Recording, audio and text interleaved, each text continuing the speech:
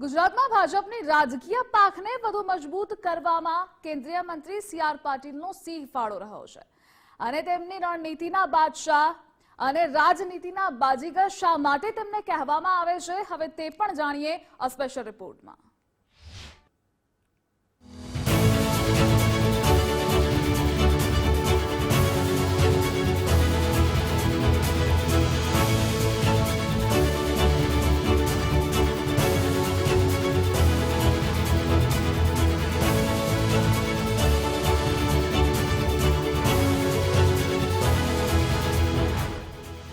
મક્કમ મનોબળ સાથે મજબૂત કરી ભાજપાને, સેવાને સંગઠનનું માધ્યમ બનાવી ફેલાવી સુવાસ, જેમની એક પહેલને કાર્યકર્તાઓએ આપ્યો વિશાળો, જેઓ છે રણનીતિના બાદશાહ અને રાજનીતિના બાજીગર, તે છે કેન્દ્રીય જળશક્તિ મંત્રી સી.આર. પાટીલ। જન્મભૂમિ જેમની મહારાષ્ટ્ર અને કર્મભૂમિ જેમની ગુજરાત રહી છે, તેમનું નામ છે ચંદ્રકાંત પાટીલ। 16 માર્ચ 1955ના રોજ જન્મેલા સી.આર. પાટીલ વર્ષ 1989માં રાજકારણમાં પ્રવેશ કરનાર સતત ચોથી વખત પાર્લામેન્ટમાં નવસારીના સાંસદ તરીકે પહોંચ્યા। ગુજરાતની રાજનીતિમાં મજબૂત પકડ તથા તેમની કાર્યશૈલીને જ જોતા કેન્દ્રમાં તેમને જળશક્તિ મંત્રાલયના મંત્રી પણ બનાવવામાં આવ્યા। આમ ગુજરાતની રાજનીતિમાં તેમનો દબદબો પ્રચંડ છે, તેથી જ વિધાનસભાની ચૂંટણી વખતે વિપક્ષના ઉમેદવારો પણ તેમનો પાવર ઉતારવાની વાતો કરતા હતા।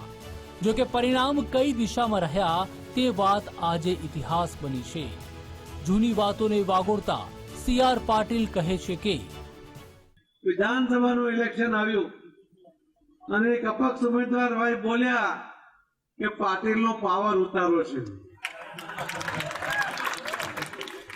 એટલે હું અહીંયા આવ્યો હતો અને ત્યારે મેં કહ્યું હતું કાર્યકર્તાઓને જે મળવાનું થયું અને કહ્યું હતું કે પાવર પાટીલનો નથી, પાવર કાર્યકર્તાઓનો છે અને એવો કોઈ આવીને કહી દે કે હું પાવર ઉતારી દઈશ, એની તાકાત નથી એ પાવર ઉતારી શકે। આ તમારો પાવર છે, કોઈ ઉતારી શકે ભાઈ? તો બોલો ને, બીજી વાર કોઈ એવું બોલવાની હિંમત ના કરે, એટલી તાકાત સાથે બોલો કે તમારો પાવર કોઈ ઉતારી શકે? ના ઉતારી શકે।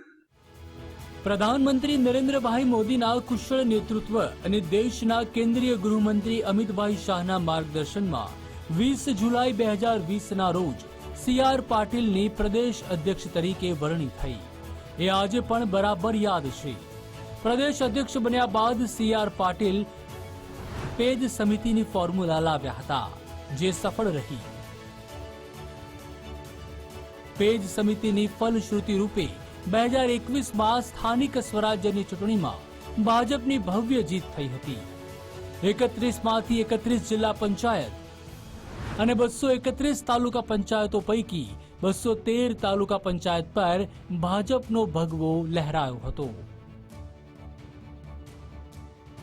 રાજ્યની તમામ મહાનગરપાલિકામાં પણ ભાજપની જીત થઈ હતી।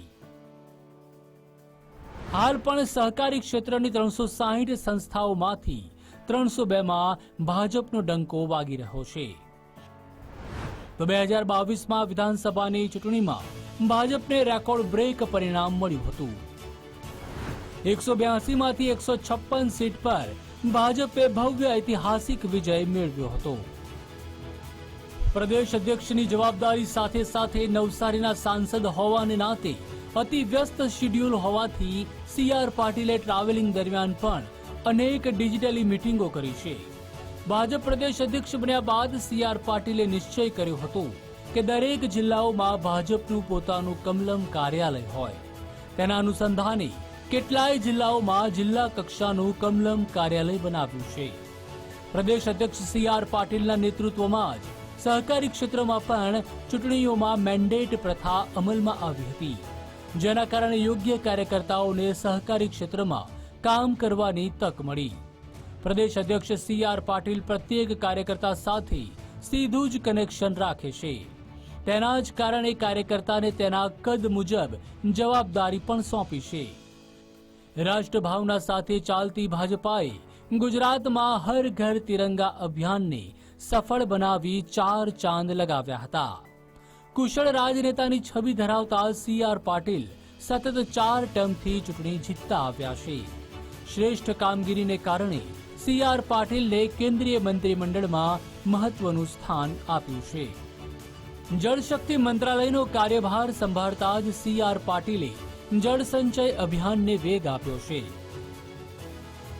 વડાપ્રધાન નરેન્દ્રભાઈ મોદી ઓક્ટોબરમાં અમરેલી આવ્યા હતા ત્યારે CR પાટીલના વખાણ કર્યા હતા અને કહ્યું હતું કે CR પાટીલ હવે અમારા મંત્રીમંડળમાં છે.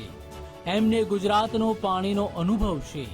કેચ ધ રેન કામને પાટીલજીએ પોતાના મહત્વના કાર્યક્રમ તરીકે ઉપાડ્યું છે. ગુજરાતની સાથે સાથે દેશના અનેક રાજ્યોમાં જનભાગીદારીથી હજારોની સંખ્યામાં રિચાર્જ વેલ બનાવવાનું કામ શરૂ થઈ ચૂક્યું છે, જેના કારણે આખા દેશમાં પાણીની સમસ્યાનું નિરાકરણ આવશે. Bureau report, Gujarat first.